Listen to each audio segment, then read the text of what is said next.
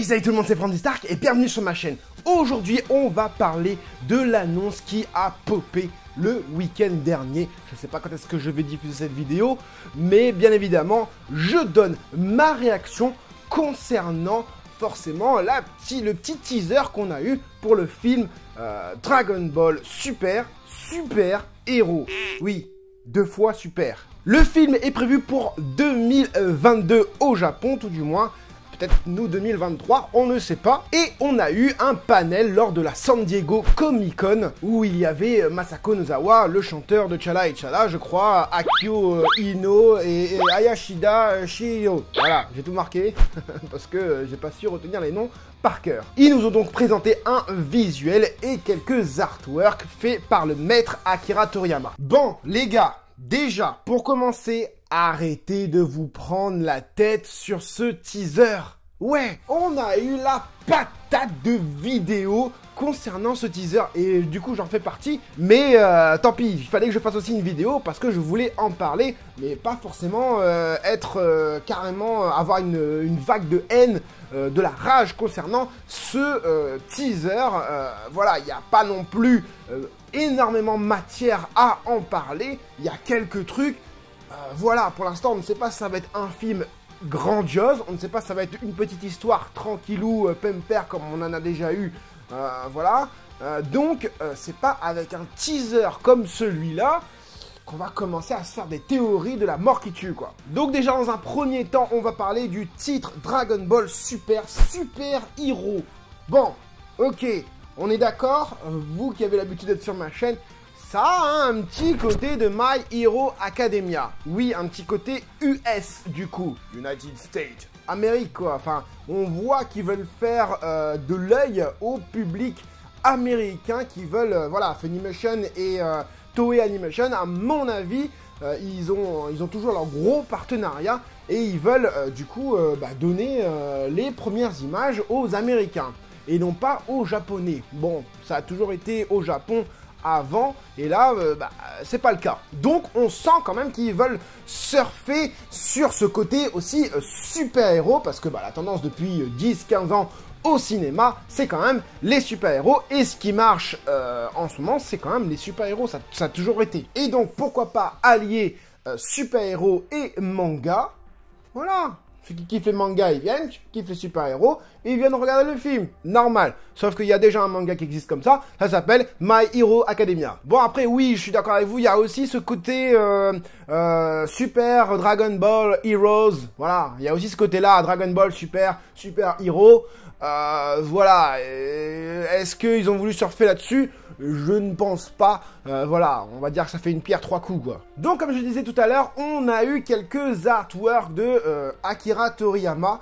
Alors, est-ce que c'est vraiment des artworks d'Akira Toriyama? Parce que, par exemple, sur le Piccolo, je mets l'image à l'écran, j'ai cette impression de CGI aussi. De toute manière, vous le voyez, dans le pantalon, par exemple, ok, ils ont pris les couleurs et peut-être, les couleurs des muscles de Piccolo du vrai manga. Ok, on est d'accord, oui, il n'y a pas les 4 doigts au lieu des 5. Il n'y a pas les 5 doigts au lieu des 4, je sais plus, bref. La chaussure, elle est boudinée aussi.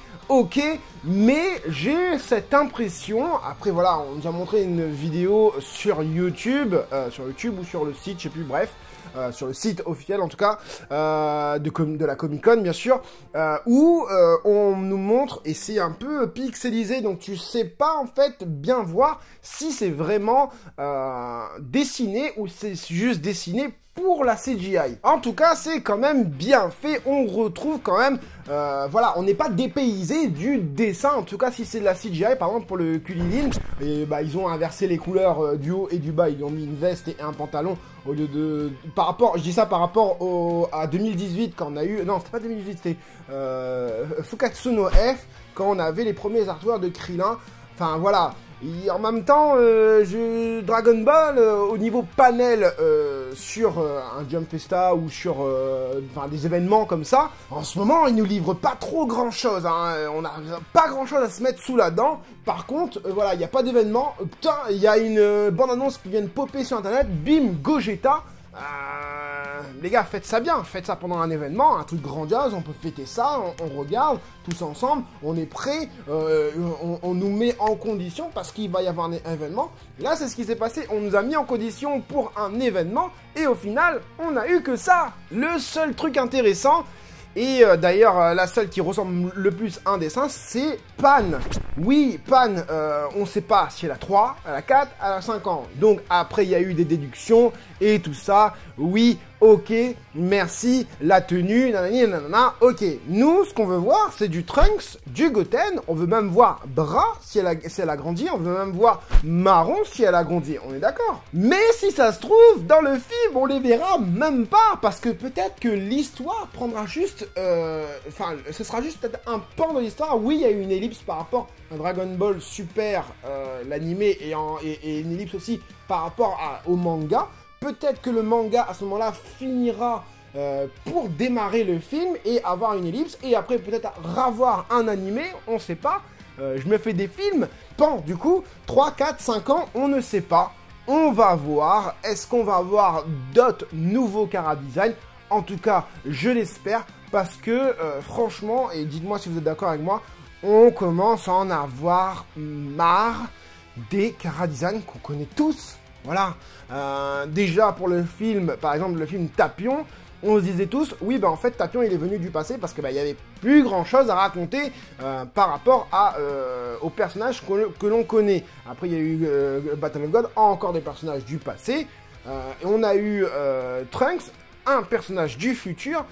C'est toujours des personnages du passé, c'est plus les personnages de maintenant, c'est toujours des personnages qui viennent d'autres, entre guillemets, timelines ou d'autres époques. Donc oui, après aussi, on a eu le lieu où habitait Piccolo, Piccolo qui habite dans un coin complètement perdu.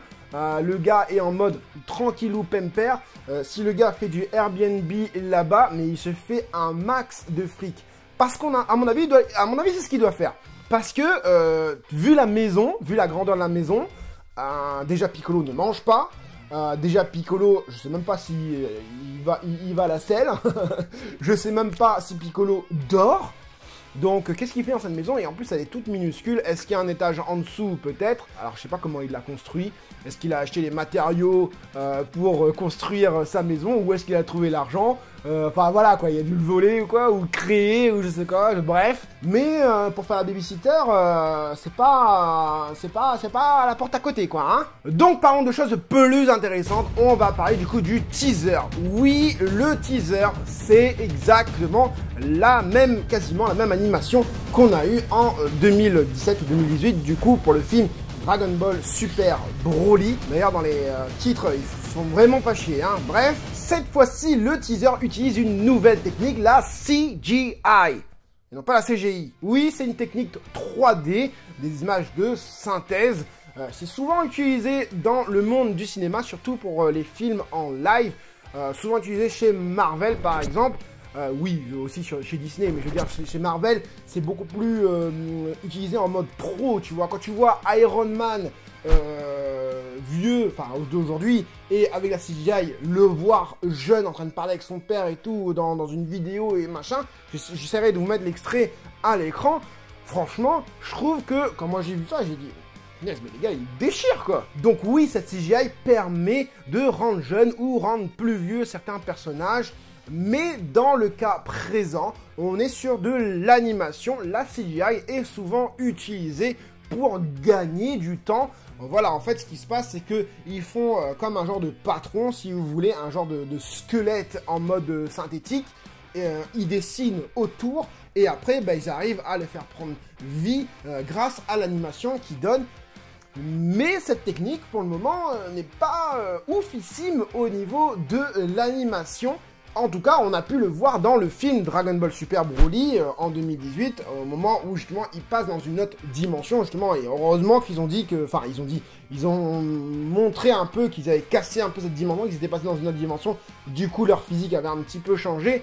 Heureusement que voilà, ils ont utilisé ce petit, comment dire, ce petite facilité scénaristique pour nous vendre quand même leur CGI, pour voir ce qu'on allait penser. Donc là, ils l'ont utilisé du coup pour le teaser du film où Goku se chauffe Et oui, le visuel ressemble quand même, moi je trouve en tout cas, au visuel de Shintani, en tout cas, le chara design de Shintani. Du coup, ça ressemble un petit peu aussi à du Akira Toriyama, ça se rapproche en tout cas. En tout cas, c'est leur volonté. Vous voyez, par exemple, dans les cheveux de Goku, on a les espèces de petits traits blancs, là, le petit machin blanc, ça fait partie du dessin. Mais ça a un petit côté un peu manga. Par contre, effectivement, le corps est un peu plat, quoi. Ça manque je sais pas, de vie, en fait. Le problème, c'est ça, c'est que généralement, dans la CGI, ça manque cruellement de vie dans le personnage, que ce soit en live ou en animation. Mais, je dois dire quand même que le visage reste avec quand même de la vie, quoi, mais pas forcément le corps. Je sais pas si j'arriverai à me faire comprendre, mais en tout cas, on a plus de charisme avec du dessin que de l'animation CGI. Il n'y a qu'à voir la vieille CGI dégueulasse des Chevaliers du Zodiaque, je vais l'appeler comme ça, sur Netflix. Bref, la question que vous allez me poser, est-ce que tu penses que ce sera full CGI? Non. Non, je ne pense pas que ce sera full CGI, parce qu'ils ont choisi de mettre en scène la même scène qu'on a eu du coup pour le film Dragon Ball Super Broly. Donc en gros, ils veulent pas forcément trop nous dépayser, c'est ce que je pense. Maintenant, je pense pas que ce sera full CGI comme Saint Seiya par exemple, hein, comme je vous ai dit. Je pense vraiment qu'on aura quand même soit des décors, même des moments, des dessins dessinés, hein, tout simplement, hein, voilà, animés par nos meilleurs animateurs. Et d'ailleurs, s'ils parlent en full CGI, que vont devenir les animateurs? Est-ce que les animateurs comme Naoto Shishida, comme Takahashi, vont disparaître? Et j'ai envie de te dire, j'espère pas, parce que Shida, Takahashi... les gars, je veux pas avoir, je veux continuer à avoir des animations venant d'eux dans Dragon Ball. Donc clairement, ce teaser est en train de te dire, voilà, vous avez regardé DBS Broly, vous avez kiffé, maintenant ce que vous allez pouvoir faire grâce à la CGI, vous allez pouvoir aller voir votre film, le prochain film Dragon Ball, avec vos enfants, parce que le chara design, la technique utilisée, est plus adapté à vos enfants. Donc forcément, je vous le dis tout de suite, il ne faudra pas s'attendre à avoir du sang dans le film. Voilà. Ils veulent donc garder le public qu'ils avaient, mais en rajouter un autre, déjà le public américain, et deuxièmement, les enfants, du coup, avec cette CGI. De toute façon, on le voit aussi dans la musique utilisée pour ce teaser. Personne n'en parle, hein.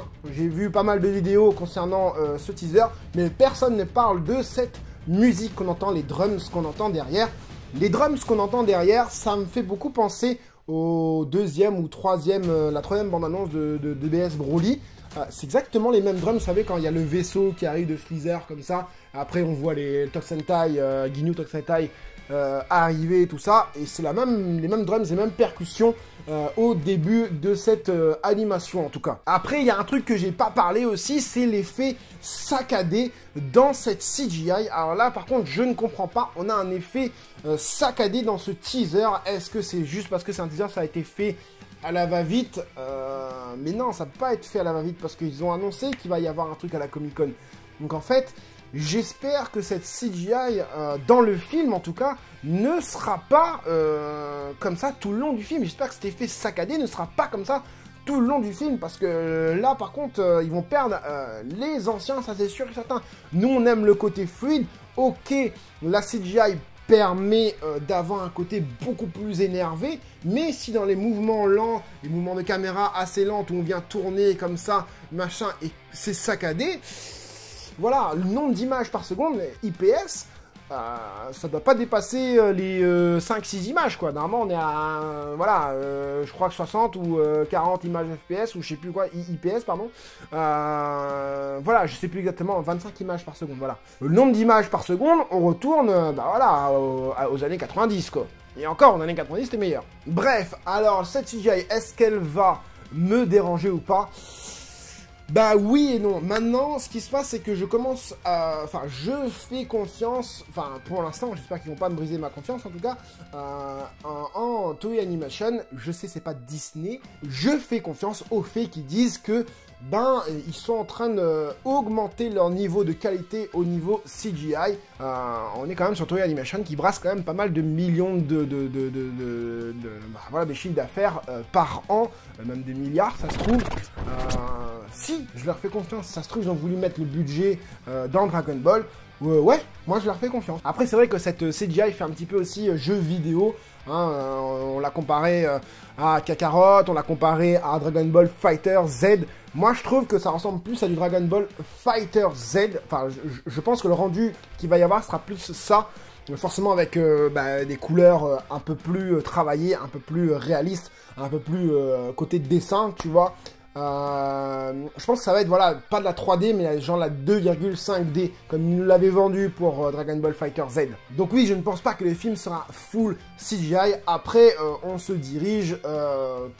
tous les grandes licences se dirigent de plus en plus vers la CGI. Bah, regardez Disney, regardez Saint Seiya... Je le redis, mais Saint Seiya, c'est pas le bon exemple à suivre en tout cas. Et c'est là que on se dit, bah, on regrette le petit visuel qu'on avait eu lors du visuel NC Festival. Voilà, je me rappelle de Trunks, Bulma et tout ça, Goku et tout ça, sur le bateau et tout ça. Franchement, moi j'aurais voulu que le prochain film soit comme ça. Maintenant... Est-ce que le prochain film sera quand même pas comme ça un petit peu? J'espère en tout cas. Bon, après, ce qui est bien, c'est qu'on n'a pas un chara design en mode Goku et le Kitty, quoi. Après, la CGI, il faut pas se mentir aussi, c'est pour le côté financier et le côté rapidité, économie et tout ça, tu vois. La CGI permet de faire des choses plus rapidement et de faire aussi des choses plus énervées, aussi plus féroces, hein, comme Akira Toriyama nous le disait, et on aura un contenu plus féroce, bah, peut-être grâce à cette CGI. Donc j'en conclus qu'il va y avoir quand même de la baston, de la bonne baston avec des effets de lumière et de l'impact, des coups, des machins, de la rapidité et tout ça. C'est aussi pour ça que ça a été utilisé. Je vais pas parler de Sbire d'ailleurs, qu'on voit le numéro 1, numéro 2, requin là. Le personnage inattendu, est-ce que ce serait pas Pan? T'imagines, c'est Pan qui finit le méchant. Ok, d'accord, genre avec des boules de cristal ou un délire comme ça, ou le bouton de Zeno, tu vois, un truc complètement pété, quoi.